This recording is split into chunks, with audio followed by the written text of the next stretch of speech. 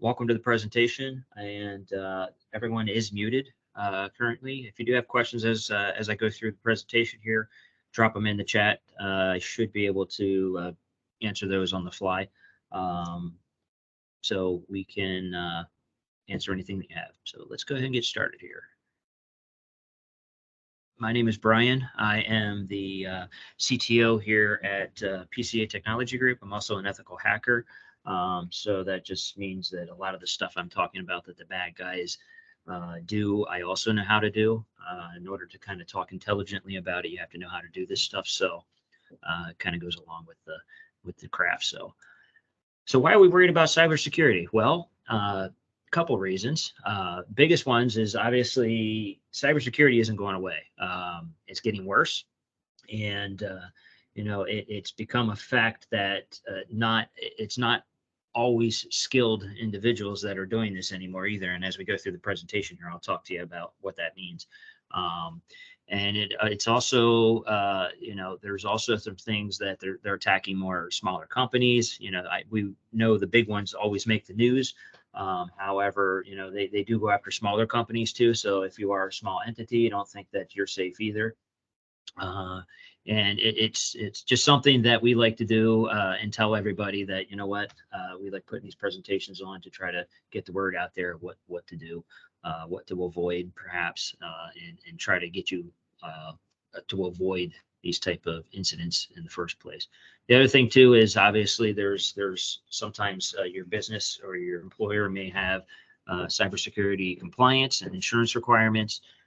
So if you are falling into one of those areas, then it will be a situation where you have to have some type of cybersecurity awareness involved, so you can answer those questions and ensure that you're potentially being protected. What happens if a bad guy does happen to get into your system? Well, a lot of times you may not even realize it. They could be in your system for up to 7 months or over 7 months. And basically they're trying to figure out, okay, what information is valuable here. They're looking for maybe social security numbers, bank account numbers, credit card numbers, client information, things like that. Anything that they could potentially get off your system and then try to sell on the dark web for monetary values, or they could also encrypt your data with ransomware. Basically, what they do is they lock your data where you can't access it, and they give you a fee that they want in order to give you the key to basically get access back to your data. Sometimes they do both. Sometimes they extort you with ransomware, and they also threaten to sell it as well too. So it's one of those situations where it could potentially be both instances. And the stat here is that basically in with major events, 60% of those businesses go out of business within 6 months. And so you can see the detrimental effects of potentially falling victim to one of these type of attacks. So who's responsible at this layer? We like to call everybody the human firewall, and that is basically who is also responsible. Pretty much everybody, anybody that uses any type of electronic device, uses the network resources, uses a computer, everybody is responsible. And the reason why that is because the bad guys figured out that the easiest way into a facility or into a network isn't trying to breach the actual network itself. It's by trying to breach the human and having the human let them in without them even realizing it. So that is kind of the situation. And basically it's called social engineering. And it's just a way to manipulate natural human tendencies and get them to inadvertently do what you want them to do. And it's the easiest way to get into any network. And that's why we want to make everybody aware of those tactics. So the most common attacks that are used in social engineering are a situation is email. Obviously, email is probably accounts for about I would say probably when it comes to phishing emails are probably accounts for about 90 to 95% of the social engineering attacks out there. So they heavily use email. So we'll spend some time talking about that. Social media can also be used to figure out, once if the information, if they want information, they can use that for reconnaissance. They can figure out fake friends from that. And that's all social media, is not just your Facebooks, your Instagrams, and all those type of things, but we're talking about LinkedIn and things like that too. That can also be leveraged for reconnaissance and potentially, fake contacts and things like that. Some of the trends we mentioned already was ransomware, extortion. Now with AI, while it does have good uses, the bad guys also have figured out how to leverage that to use it potentially as a means of also social engineering. So it actually ups their game, where before you had to be a fairly decent social engineering person to manipulate people. Now you can actually leverage the skills of the AI, and the AI will actually create the social engineering for you. It makes unskilled hackers more more skilled per se, even though they're leveraging AI. So it's something you have to be aware of. Who's behind it? Sometimes it's criminal groups. Sometimes it's third nation states that aren't allies of the U.S. Things like that. Very rarely is it a malicious insider, but I put that on there only to be aware that the bad guys are trying to leverage people that actually work for the company. Sometimes they offer them a piece of the money if they get some, and things like that. It's obviously a federal offense, and if you get caught, it's a serious crime. So you just need to be aware of that they are trying to manipulate insiders to allow them in, and then promising them whatever X amount of money. This did happen it happened with Verizon, and it also happened at Amazon too. And in both cases, those insiders were caught very quickly. And unfortunately for them, they're probably doing hefty jail sentences now with federal offenses on their records. So attack vectors, most of the time it's via the internet. Very rarely is it physically on site. You do need to be aware that your mobile devices could potentially be leveraged too. So you've got to be careful with that. And we'll talk a little bit more about that. So when it comes to web surfing, if you do any type of web surfing at all from on your work machine, we recommend that you try to keep that for business use only.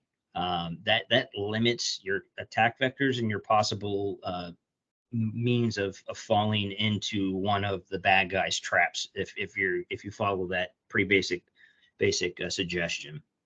The other thing too is, as I mentioned, stay away from social media if you can on work computers. Now, I realize a lot of companies use and leverage social media sometimes. So if that is the case with your company, just be aware that you got to be a little cautious about what you're doing on social media. And if you aren't using it for business purposes, stay off of it. Wait till you get home, or you maybe use your cell phone if you're not connected to the work network. That way, you're isolating your personal behavior from your business behaviors while you're at work. You also want to make sure you keep your browsers up to date. Every day, it seems like there's always issues with browsers, whether it's Firefox, Safari, Google, Edge, Chrome, and all that stuff. Basically, you want to make sure that if you're getting notified that there's an update for your browser, and usually it'll pop a message somewhere, either when you open your browser, or if you already have it open, you might see a little thing in the corner saying, hey, you need to update. If you're getting one of those, make sure you update those pretty quickly, because the bad guys are leveraging those exploits. And if you happen to stumble upon a malicious site that is trying to leverage one of those exploits, then it could definitely allow the bad guy to manipulate things on your machine without you even realizing it, by just simply visiting a website and it's leveraging that bug or whatever in the browser itself. So like I said, most of the browsers do notify you of those updates or update. If you ever wanted to know, manually to do that, you could probably go to the help about, and there's usually a check for updates thing in there. You can run that, maybe weekly or something, if you're concerned and your browser is one that doesn't usually notify you. But to my knowledge, most of them do. The other thing too is pop-ups. A lot of times, most of the browsers now have some type of pop-up blocker built into them. However, the bad guys try to leverage pop-ups to get you to click on things in thinking that you're closing down the window, and in fact, you're actually downloading something in the background and don't realize it. So again, if you stay off of non-business sites and you tend to follow those suggestions, the way you would stumble upon those probably would be a much less. If you do find yourself in a situation where you're not sure if the link is valid or not, or the pop-up window looks weird and you're kind of concerned about clicking on it, you can hit Control W on your keyboard, and usually that'll close down the window with focus. If that doesn't work, you can also hit Alt F4, and that will actually shut your entire browser down. So you won't have to click on any of those areas that are being presented by that pop-up window. So the other thing that the bad guys have leveraged is they actually kind of do it with two things. So this first addresses people don't like remembering passwords, and they don't like having logins for multiple sites. You know, if you have 20 sites that you visit frequently, my recommendation is to have 20 logins for each of those sites. That's my recommendation, but a lot of people don't want to do that. That's 20 different passwords I have to remember, 20 different logins I have to remember, and so forth and whatnot. So what this type of attack does is it actually leverages a feature called SSO, which stands for single sign-on. So what that is it actually, if the site is using the technology that offers, that it allows you to reuse one of your existing logins, and it's usually like an Apple ID, a Google ID, Facebook ID, things like that, and allows you to use those existing logins and credentials on a different site. So in the example here, you can see this is Canva, and you're being prompted to log in with your potential Google client or Google access. So it's asking you for the email address, and then it'll ask you for your Google password. And what it'll do is, because this is hooked in with single sign-on, it will allow you to use your Google credentials to log into Canva. So it is convenient because you only have one set of credentials to remember. However, the bad guys are also trying to trick you into giving those credentials up. So if you happen to give those credentials up and you're using these on 20 different sites, and you just gave your Google account information away potentially, and I'll show you how they're doing that, that now you have 20 sites that could potentially be breached. Whereas if you're not using that single sign-on, if they get one of them, they're only getting one out of the 20. So the other thing is this is extremely difficult to visually tell as well. So it's something that you have to be aware of. So in this case, this is how it would look. So on the left-hand side here, obviously, is the fake version. On the right-hand side is the real version. And you can see here that visually, you know, besides the fact that one says phishing and real, if you take that piece out, visually, they look the exact same. And somebody might say, well, you know what, I'm going to look up at the padlock here. If you look at the padlock, that has a padlock. This also has a padlock. If you happen to click on the padlock, it's going to show that it is actually a Facebook URL, and it will look legitimate. This is also the same thing, so the two would match. And if you actually look at the actual full URL here, if I had it expanded, it would actually match, the fake one would actually match the real one too. So visually, there's absolutely no way to tell the difference between the fake one and the real one. So what happens is, if you happen to fall for this tactic and put your information into the fake version of this, it's going to send your username and your password to the bad guys and let you log into whatever site it is that you were trying to log into. So you won't even think twice about it. You won't even realize you did it until it was too late. So extremely easy to fall for, and extremely hard to detect visually. I'll tell you how to detect it here in a shortly. But again, here's another example using Google. Again, the fake one's on the left, real one's on the right. The only visual difference between the two, because we're seeing them side by side, is this one actually has created an account on it. That one really raised any red flags for me. But other than that, these are identical. And again, the padlock would show Google on the fake one. The URL is the exact same as the URL on the real one. So again, visually, you know, unless you're literally comparing them side by side, in this case, the only discrepancy would be that create account. And again, if you put it into the fake, you put your creds into the fake site here, it's going to send those to whoever set this fake version up.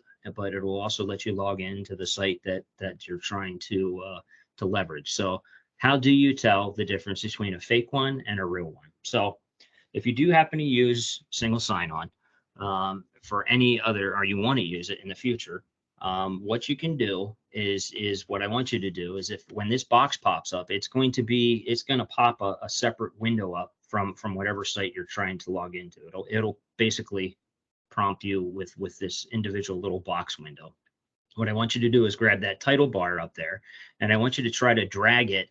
I want you to click it, and then I want you to try to drag it outside of your existing browser window. So whatever that window is, whether you're using Edge or Chrome or Firefox or Safari, if you click that top title bar and try to drag that actual window outside of the borders of your main window, if it actually breaks the boundaries of that window and kind of lets you get that actual box there, that login box outside of the browser, that is the real site. So that means this is the real version of that. If you try that with the fake one, you're not going to be able, it's going to stop at the borders, and you're not going to be able to pull that window outside of the browser window.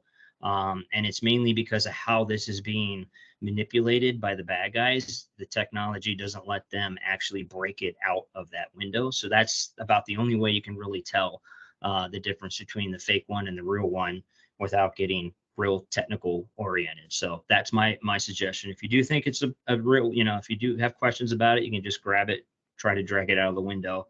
If it breaks the browser borders, it's legit. If it doesn't, I would be very cautious about putting your creds in there. And again, for me, I don't leverage this technology. I use individual logins and passwords for each individual site. That's just me. So the other thing that the bad guys are doing too is called a clear fake attack. So what does that mean? It's basically they set up pages, malicious pages, and a lot of times if you stumble upon one of those malicious pages, what it'll do is it will prompt you saying, oh, hey, in order for you to view this page, your browser's outdated, and in order for you to view this page, you need to update your browser. So they're putting fake browser update notices. You can see one's for Edge, one's for Chrome, one's for Firefox. And because we're so nice, we're also going to put little handy dandy upgrade links or download links in each of these pages.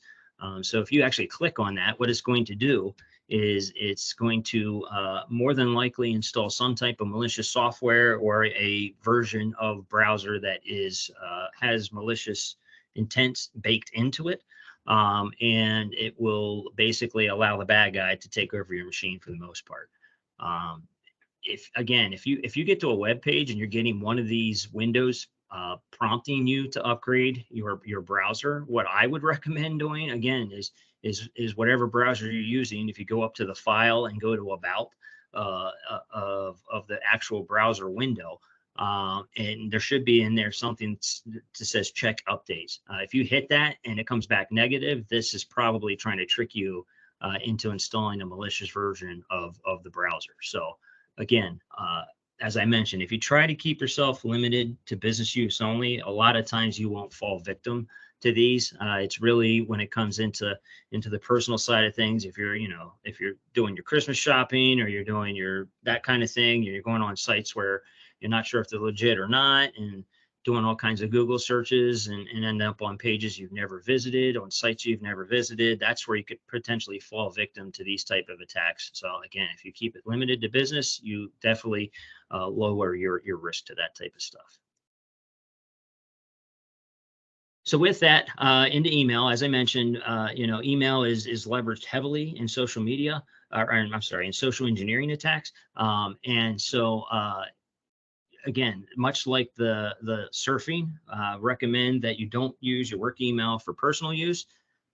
Now's the time of year where this happens a lot because of Christmas shopping and Black Friday deals, which I know is already passed, but it's one of those situations that, I can't miss this deal, or they send all their coupon lists or shopping lists and stuff to their work emails. The problem with that is a lot of times the bad guys leverage fake shipping notices, fake payment notices, invoices, things like that. And if you're not doing that type of transaction in your work email by default, you wouldn't even have to question whether it's legit or not. And that's the whole point. You want to be the one to be able to say, you know what, I never do any Amazon shopping on my work email. I don't even have to open that email. I can just delete it because you know it's bogus. If you are doing that type of transaction in your work email, it's going to be a lot harder to figure it out. You know, gym renewals or another one. Let's see, your cell bill, that happens a lot too, or your electric bill. Sometimes they try to do that too. So it's one of those things where you definitely need to keep your personal life out of your work email.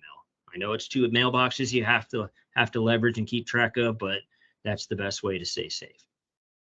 On the same note, don't access, if you are following that rule, don't access your personal email from your work machine or while you're connected to the work network, whether it's on your machine or your laptop or your tablet or your phone. Make sure you're off the work network, because it's the same thing. If you happen to open one of those malicious emails and it does happen to run something, it's running it on your work PC, or it could be running it on your work network. So just be aware that you need to stay isolated as much as you can. If you happen to be using preview pane, or reading pane is what it's called now, that's the little window here on the right hand side that shows you the contents of the email automatically. So the problem is that this is interacting with your emails before you have a chance to look at them and even determine whether you want to open them or not. And that's what we want you to do. You need to be the one interacting with your emails. So what this does is the minute an email comes into your inbox, it hits that top one, and this automatically opens it as the emails come in and shows you a preview thing of what the contents is. That's not what you want to do. So, you know, again, I want you to be screening these emails to determine if you want to open them or not before this program actually does, the automation does. So we recommend turning that off. And then, you know, this pane will go away, and for you to actually open the contents of it, you have to double click it, and that's what we want. We want you to be the one interacting with that email. To turn this off, if you go to the view tab up here, go over to the reading pane, hit that drop down. In there, it'll say right, bottom, and off. You want to choose off, and then this window would then, that right pane window would go away. And then this would expand out where you can see the full title of the email and stuff, at least the header piece of it. So this is an example of a phishing email. What is a phishing email? It's basically an email that looks like it's coming from somebody that is trusted, and the idea is that they're trying to trick you into interacting with this email. So in this case, it looks like it's coming from Microsoft, and it's saying, hey, your password's expired. Need you to change your password immediately, or you're going to lose access shortly. So the idea is that we'll also include not just one link to change your password, we'll also include two, just in case you missed the first one. So the idea is that the whole premise behind this is to put a little bit of urgency into this, because, oh my gosh, nobody can live without access to their email. So they're trying to entice you to click on one of these two links in this email. And what that'll do is this will then send you to a fake site that probably looks like Microsoft, and will prompt you for your email, and then also prompt you for your password. And you're going to put both of those in, and then it's going to send that information to the bad guy, and pretty much probably say, oh, I'm sorry, that password was incorrect. Depending on how educated the bad guy is, that you'll end up getting caught in a loop where your password will never work. And you might be trying all kinds of other passwords, and all you're doing is really just sending your password list to the bad guy every time you try to enter it. And it's never going to work because they sent you to a fake site that is designed to steal your credentials. A smart bad guy, what they'll do is they'll usually let you do that one time. And then what they'll do is they'll redirect you to the correct Microsoft site, and you won't even realize the page changed. And then when you put it in the second time, it will accept it because it is the real one. And you'll just think you mistyped your password the first time and not think anything of it, when in fact you actually gave your credentials away. To avoid this, anytime you get an email with any type of embedded links, any type of hyperlinks in them, never, ever, ever click on those. If you think this is coming from Microsoft, what I want you to do is open up a brand new browser and go to Microsoft's site yourself by you typing that website address in there, and then logging in from there. That way, you know for a fact you're on the right site because you typed it. And if this is real, it'll tell you the minute you try to log in there saying, hey, your password's expired. But more likely than not, it's probably bogus, and they're just trying to entice you to click on these links. Here's another example of it. Again, this is just a financial one. It looks like it's coming from Trusted Bank, saying that you need to verify a withdrawal attempt in another country. And again, I'm going to put a handy link in there for you. Even though it looks like it's going to the real Trusted Bank site, if you click on that, it's going to send you to a site that looks just like the real one, and you're going to put your username and password in there, and now you just gave the bad guys your banking login information. So again, if this email comes into your inbox and it's not something that you were expecting, don't click on the link. Open up a brand new browser, type in trustedbank.com yourself. You go to that website, you log in there, and if this is legitimate somewhere in your notification area there, your message system within the bank site, well, it will ask you for this. That way you're verifying for a fact, is this real or is it not real?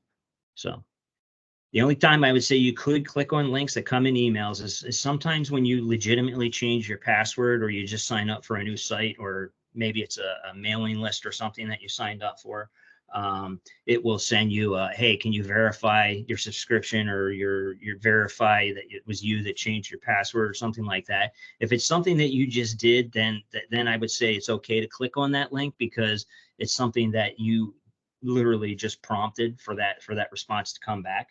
But if you're getting that stuff out of the blue and you then just do one of those type of transactions, please just go to the website by typing it into a browser window yourself, and not follow these links. If you follow that and try to keep your personal stuff out of your work email, you will eliminate probably 80% of the potential attacks that happen via email in that case. So you can definitely protect yourself heavily by following those two pieces of advice.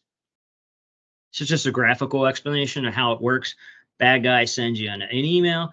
Email clicks on a link or visits a false website. Again, this false website collects the passwords and information. They go to the hacker who initially sent you that email, and that guy uses it on the real website and now has access to your account. So that's kind of how it works in graphical form.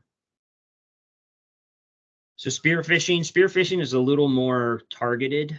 So regular phishing is they just blindly send emails out and hope somebody opens it up. Spear phishing is a little more targeted. So spear phishing usually is targeted towards HR or payroll or somebody like that within a company. And what they do is they usually pretend like they are an internal employee and say, hey, I need you to change my direct deposit information for the next upcoming payroll. And here's my new banking information.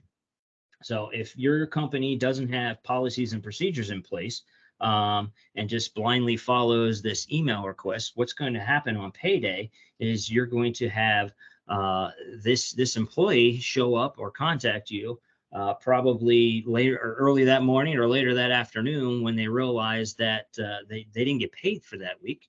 And you're going to say, oh, well, you requested that we change your bank information. And they're like, I don't know what you're talking about. And you're going to realize you've been had.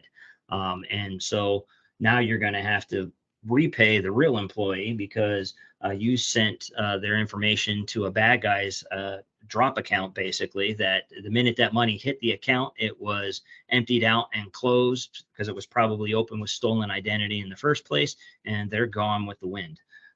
So if you get these type of requests, the way you should handle them is you need to verify that it's actually coming from the person that they claim it's coming from. And you can do that in a few different ways. One, the best way is to get them in front of you in person and make them sign a paperwork, sign off on this change. That's the best way to do this. Now, I know there's a lot of remote workers out there nowadays. So the other attempt is that you can contact them at a known contact number. not one that is being sent back and forth via email.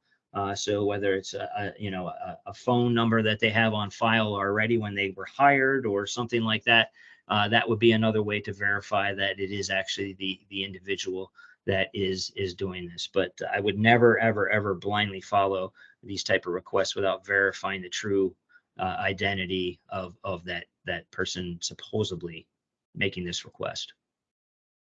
So whaling is going after the big fish, much like the name. It's either targeting C-level folks or pretending to be C-level folks and targeting people that may work underneath them with intimidation tactics. So the idea here is that this is an example of someone pretending to be a CFO and emailing probably someone that works in the finance department, I'm assuming. Just based on the email here and saying, hey, are you busy? I need you to process a wire transfer for me today because I'm out of the office. Or another tactic is, oh, hey, I'm headed to a client site and I need you to go buy me some Amazon gift cards or eBay gift cards or Home Depot gift cards, whatever it is. So I can hand those out as a prize or a gift to the client that I'm going to visit. Again, if you get these type of requests, what you need to do is verify that it's actually the person sending them.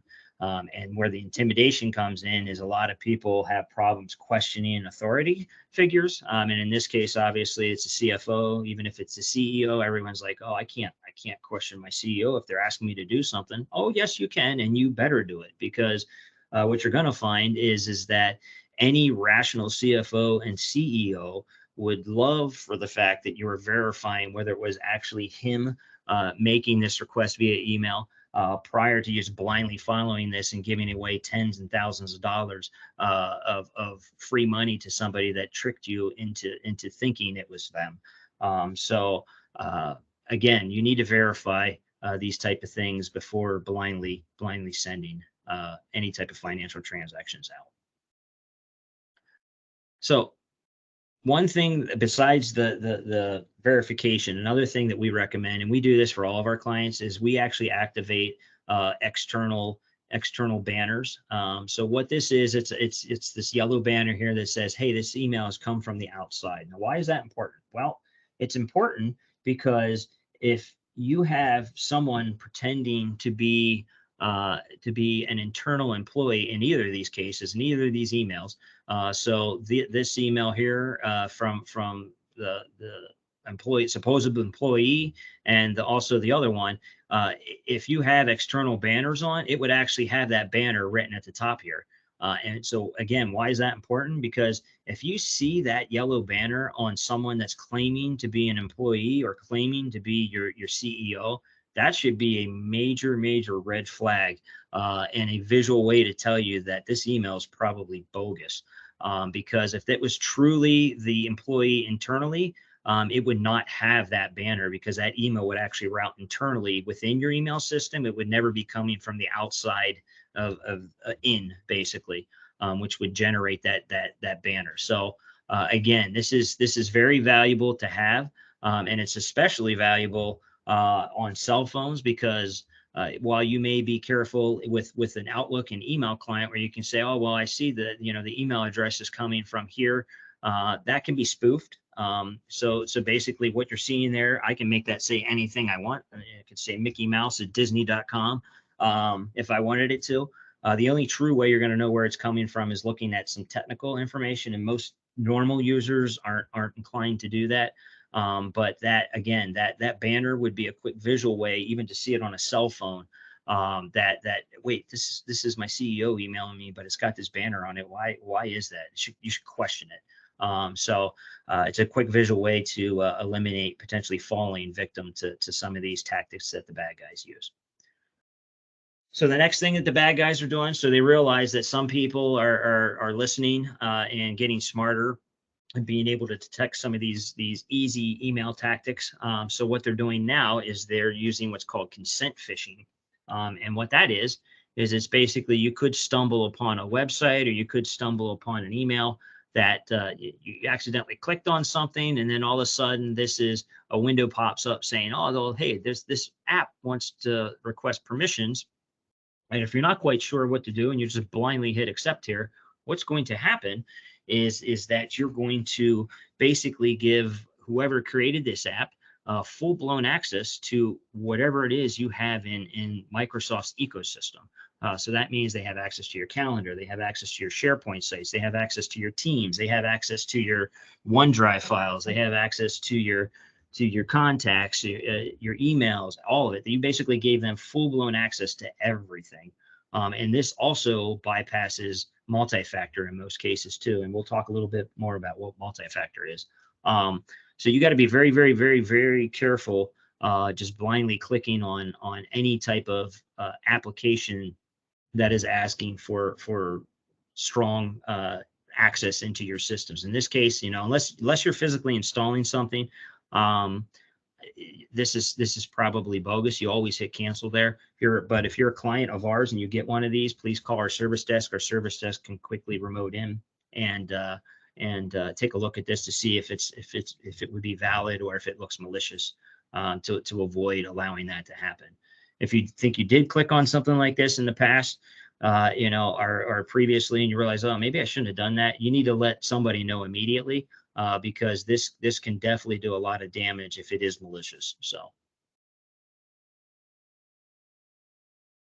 the other thing is QR codes. So in this case here, this became a more prominent means when COVID hit, especially in regards to menus and things, touchless menus and touchless this and touchless that. You've got to make sure that you're trusting where this QR code is coming from, because what happens is unlike sometimes the hyperlinks and stuff, these QR codes basically they don't really show you where you're going when you scan them until after you get there. And it's not really showing even what it does until after you get there too.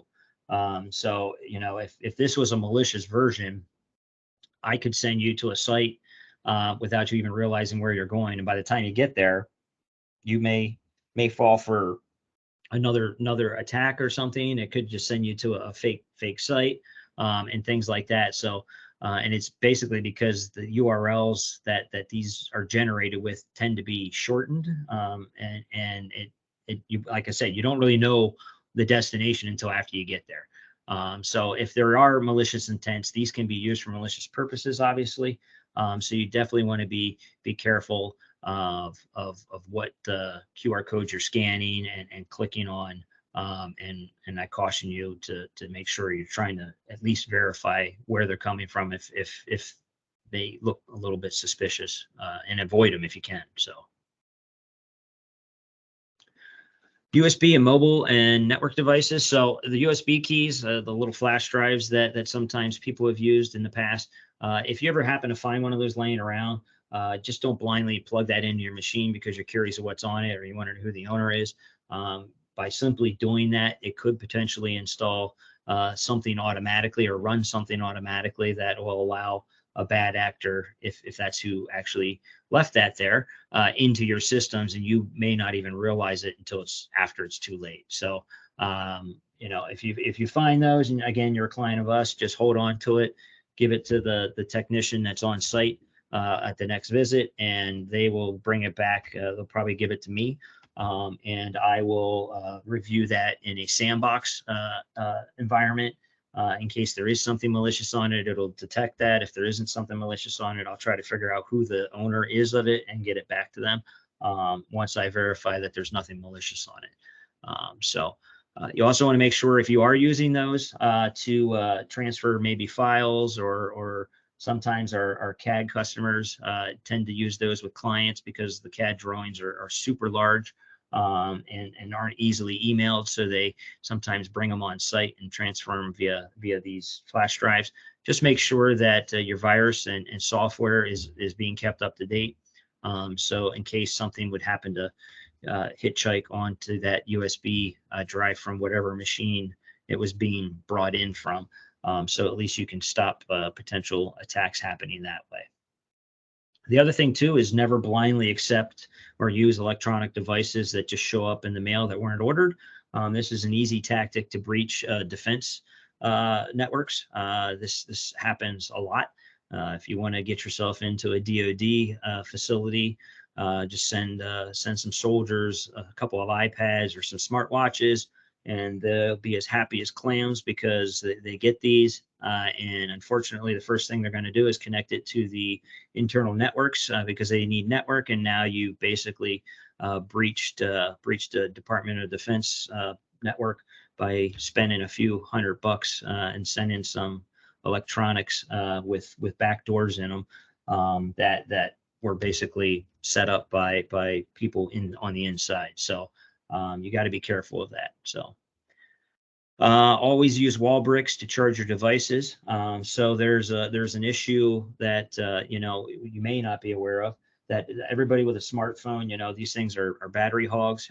And what you may not understand or realize is that when you plug this in, if you don't use your wall brick, and that's the piece that, the actual plug that goes into the electricity wall of the wall there, if you don't use that and you simply take a USB cord and plug that into your computer in any way, shape, or form, while it will charge your device, it also will your phone turns into a USB device as well too. So if there's anything malicious that was on your phone that was just waiting to be plugged into a Windows network, it could potentially transfer via that cord into your work network while you're charging your phone in your laptop or your desktop. So I highly recommend if you do need to charge your phone, make sure you're using the wall charger that actually plugs into the electricity to do that.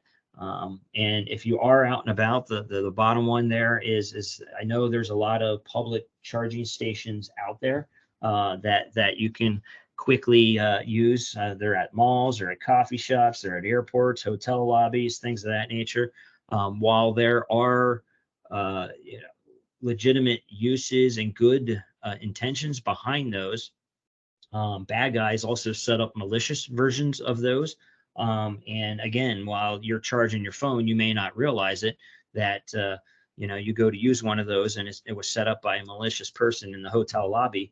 And it's not only charging your phone, but it's also stealing everything out of the back end of your phone. And yes, it doesn't matter if your phone's locked or not. It basically opens up a two-way highway. Basically, one's charging, the other one's sending data potentially to whatever if there's a machine on the back end of that charging station that's basically grabbing all your contacts, all your files, all your photos, all anything that's on that phone to reuse later on. So you got to be very, very careful using public charging stations, because you don't know if it's a legitimate one or if it's not a legitimate one. So I caution, again, if you carry around your wall brick, most of those bricks are really small now. You can take them on the planes, or in the event you do need to charge, just wait till you get back to your room if you're traveling, or get to your car and use your car to charge it at that point. So this brings us into passwords. So passwords, I recommend at this point 14 characters. Give me another 3 months and that number will change. And I'll explain why here in a second. But currently, it's 14 characters at a minimum. So it's got to be a minimum of 14 characters. Recommend that you use one special character, at least one uppercase, and one number in there. So it has to contain all three of those and be 14 characters long. And unique. So what that means is basically, as I mentioned previously, that you should be creating unique passwords and logins will probably be similar, but at least the passwords for every single site that you visit should be unique and different from every other site that you visit. Everyone's probably saying, well, how the hell am I going to remember all these passwords? There's no way. 14 characters. I can't even remember 2 characters half the time if you're my age. So it's one of those things where you can do a couple of different things. So you can use online password managers. I personally don't use those, but I know a lot of folks do. And basically what that'll do is that will store your password for you. And usually some of them, depending on what services you use, they will auto-populate it when you get to the site that is asking for it. So that's one method to do it. The reason why I personally don't use them is that obviously the bad guys realize everyone's passwords are stored in those online managers. And there's really five or six popular ones. And out of the five or six, three of them have been breached multiple times at this point. So, take that with a grain of salt. I would sooner keep my passwords on my own method and store them with myself versus keeping them somewhere else and hope that somebody else can protect me from the bad guys. So what I do, I actually store my passwords I actually just store them in a simple text file, but I store them in a secure way. So what is a secure way of storing them? So there's a couple of different ways you can do this. So for me, I actually do have a USB flash drive that all of my passwords are on this USB flash drive in a simple text file. Now, I do have that USB flash drive encrypted. It's encrypted with a 24-character password. I have that password memorized. And what I do is, in order for me to access anything that's on that, I plug it in. It's going to ask me for the password. When I enter that password, it decrypts that USB flash drive, and then I just basically open up the text file. And within that text file is a list of all my logins, all my sites, and all of what would appear to a bad person as being the entire passwords that would be for each individual site. However, if you were to try those passwords as they are written in that text file, you're going to find that none of them work. The reason is because those passwords aren't written or recorded in their true entirety. So in this case here, it could be missing characters. So it could be, the pattern of the missing characters. It could be 2 at the beginning and 1 at the end.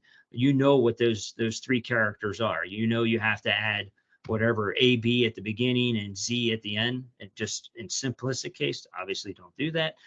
Don't use your initials. Don't do things like that. But those missing characters, if someone gets visual access or physical access to that text file some way, shape, or form, they're not going to know what's missing because it's not being recorded.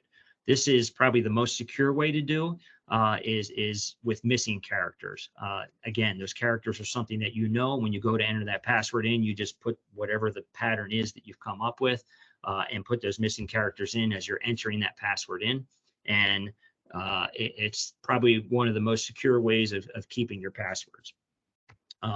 The other thing is you can actually use extra characters. So you do have the real password recorded down there on that piece of paper, but you've also added characters to it. So while a bad guy will look at it and say, oh, I'm going to use this whole thing and try it as a password, you have to peel off the first 2 and the last 2 in this case. So I've added an AB in the first one here and a ZT in the second, in the end piece. And then the problem with adding characters is you got to make sure you cannot use the exact same characters that you're adding across all your passwords. Otherwise, visually, I'm going to be able to detect, oh, you're putting A, B, and ZT at every single one of your passwords. I bet you I'm going to try what's in between there. You just got to mix it up. It doesn't really matter what those extra characters are. They're not going to be used anyway. So when you go to put your password in, you're just grabbing, everything past the first 2 and skipping the last 2. And that would be your actual password. You can also use combinations of this. You can use missing and extra characters to add complexity. That's actually what I do. I use a combination of both of these. So I do have extra characters in my recorded passwords, and I also have missing characters in my passwords. And sometimes I actually show my entire password list because I can guarantee you will never, ever, ever, ever guess and figure it out. So for me, it's not that big of a deal, but it's just a way of potentially storing passwords that are done in a secure manner. So why do we recommend 14 characters? Well, you can see here that in this case here, 14 characters is going to take approximately about 1 million years currently to brute force. And what is brute forcing? Brute forcing is guessing every possible combination of what could make up that password. So in theory, it's going to take up to about 1,000,000 years with current hardware technology as we talk right now.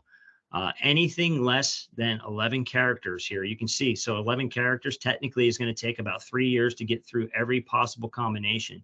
If you're using anything less than 11 characters for passwords right now, you can see how fast it can be guessed. So you can get a 10-character password in 2 weeks, a 9-character password in about 6 hours, and then it starts going down to minutes, seconds, and then instantly. And I'm going to tell you right now, earlier in the year, these numbers were different. So the hardware is getting faster, the hardware is getting better. And as that happens, these timeframes go down and down and down and down. So I guarantee you, by mid next year, this what we're recommending now at 14, and it's going to take 1,000,000 years. This is probably going to drop down to about maybe 10 years, 15 years, maybe. And we're probably going to be recommending something higher here. So it's a constant cat and mouse game, where as the hardware keeps progressing, so do the complexity requirements for passwords, because they can be guessed in such a fast manner. So that's why we're recommending 14 right now. So we touched on this a little bit. What is multi-factor? Multi-factor is another layer of protection for your login and credentials. So what does it do? It's based on the context of something you know and something you have. So the something you know is your login and your password. That's the know part. The something you have is usually like a cell phone or token or something that usually asks for like a 6-digit code, or it could send you a 6-digit code. Some of the multi-factors out there prompt you, hey, are you logging in? Is this you?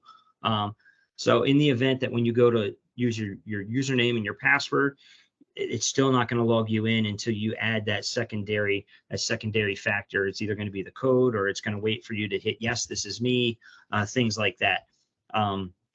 The one thing I do want to make clear is that multi-factor is not a saving grace. It is not 100% foolproof. Nothing in the security world is. And if anybody's telling you that it is, I would question the integrity or the actual knowledge of that person, because there's nothing out there that is 100% foolproof unless you're going to be completely disconnect from electronics. That's about the only foolproof way to avoid any type of cybersecurity risk. However, in most cases, as I mentioned, brute force attacks, automated brute force attacks, MFA will stop about 99% of those. So it's close to 100%, but not quite. Regular bulk phishing attacks, it will stop about 96% of those. If you're physically being targeted, I don't care who you are or what you're using, you're going to get hit at one point. If you're physically being targeted, multi-factor will stop about 76% of those attacks currently. In most cases, you're not physically being targeted. And if you are, they're going to get you one way, shape, or form. It's just a matter of how long it takes them to do it. In reality, because if you're physically being targeted, it's going to be real hard to avoid being caught up in one of their tricks or tactics or something like that. But that doesn't happen very often. So the good thing is that hopefully you never fall into that percentage there. So here's the reason why multi-factor isn't 100%. This graph is one of them. So this is a tactic that the bad guys use. Now keep in mind, this particular tactic only works if your credentials have been compromised previously. So they already have your username. They already somehow got your password. Now the only thing that's keeping them out is the multi-factor. So this leverages the fact that sometimes people use text. That, hey, when you log in, it's going to text you a code. Hey, is this you? Hey, is this you? Hey, is this you? And they just keep pounding you left and right with all these requests, asking for authorization, approve the sign in, approve the sign in, approve the sign in. And eventually you're going to say, oh, this is driving me up a freaking wall, get rid of it. And you just finally hit yes. And now you've let the bad guy in. If you ever find yourself in a situation where you're getting bombed by MFA things asking if it's you, do not hit accept. figure out what account it is, first of all, and go and change your password, because that's the problem. They have your login and username, and the only thing at this point is keeping them out is this MFA. Again, if you're one of our clients, you can just give us a call. We'll help you do that, and we'll reset your passwords and try to stop that from occurring. So here's another thing that happens too. As I mentioned, there's some of the good, the more skilled hackers out there realize, well, you know what, I don't have to do this stuff myself anymore. I'm just going to make a platform that basically someone's going to subscribe to that doesn't have the skills to do it themselves. They're going to subscribe to my service. I'm going to get money by them subscribing, and then we're going to give them a piece of the action if we happen to have a, if we happen to get money from a breach or something too. So they call it phishing as a service, and basically they set up these automated systems that will basically do all kinds of nefarious things, and people that don't have the skills to do it themselves can actually go in and subscribe to these services and leverage those platforms for them to be able to do this stuff with small percentages of fees. The other thing is an adversary in the middle attack. So what that does is, while you may have MFA, if I can trick you in such a way that I send you to a site and you accept the MFA tokens, I can actually grab that accepted MFA token, because I'm basically injecting myself in the middle of that transaction, and then I can actually use that token that you've already said yes, it's me, and actually bypass your multi-factor. So this is how a lot of business email compromises happen with Microsoft 365. They trick people into going to fake Microsoft pages, and it is hooked to the real Microsoft page. However, it's designed to capture that MFA acceptance. So when you hit yes on your phone, it actually sends a cookie, a little electronic code back from the original site to your browser saying that you're logged in. So when you're still on that site, it doesn't keep asking you for multi-factor. So it's basically, think of it as a key. They give you a key to get into that site. And I'm actually making a copy of that key because I've injected myself in the middle here, which would be this section here, basically. And then you put your code in, I grab it, and now I'm able to log into that same site that you are, and bypass your entire multi-factor thing. So this happens a lot in targeting. That's why I said it's only about 78% effective if you're being targeted. So. Wrapping up here, vishing. Vishing is voice things where the people are pretending to be support or pretending to be somebody they're not. This is what happened at MGM and Caesars. Someone called in there pretending to be IT support. They allowed them to have access into their machines, and they basically took over their machine and ransomware the whole casino, both of the properties, and they didn't pay. At least that's what is publicly out there right now. They just decided to wipe and replace, start over from scratch with it, so they didn't pay the attackers. But that's exactly what happened. So you always want to verify who is calling you out of the blue. And one thing to note, if you are a client of ours, we will never ever ask you for your physical password.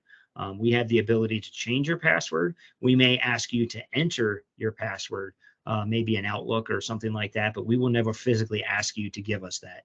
And if you do, you need to hang up the phone, because it's probably not us. And then finally, smishing attacks. That's text-based attacks, SMS-based attacks. If you get text messages out of the blue, please be very, very cautious interacting with them, because they're probably going to try to trick you into clicking on things or giving away private information and things of that nature. So with that, just a quick follow-up here and summary. Don't click on emails or links within emails. You always want to verify who the person is that they're claiming to be. Make sure you're using strong passwords and multi-factor. Make sure those passwords are stored in some sort of secure manner, whether it's with managers or in your own method. Disable accounts of former employees. Make sure that if someone leaves, that you're notifying IT so they can disable those accounts. Also, make sure that your data is being backed up regularly. So with that, hopefully this helps you with some tips and tricks on how to avoid some of these tactics here. If there's any questions, the other thing here is you will be sent out a certificate if you're doing this for compliance. There are some other security focused podcasts here that you can go visit. They're 10, 15-minute podcasts that you can tips and tricks on social media, public wireless stuff, things like that.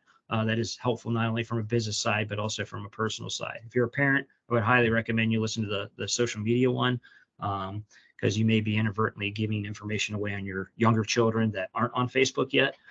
So you may want to listen to that and think twice about what you're posting and not posting on social media with your children and stuff. The other thing too is we are finally wrapping up our Buffalo Bills home game Tech to Protect contest. We're giving away tickets. I think it's New Year's Day game or New Year's Eve game. I think it's the 31st. I forget what it is. It's on our site, but we are giving away tickets to that game.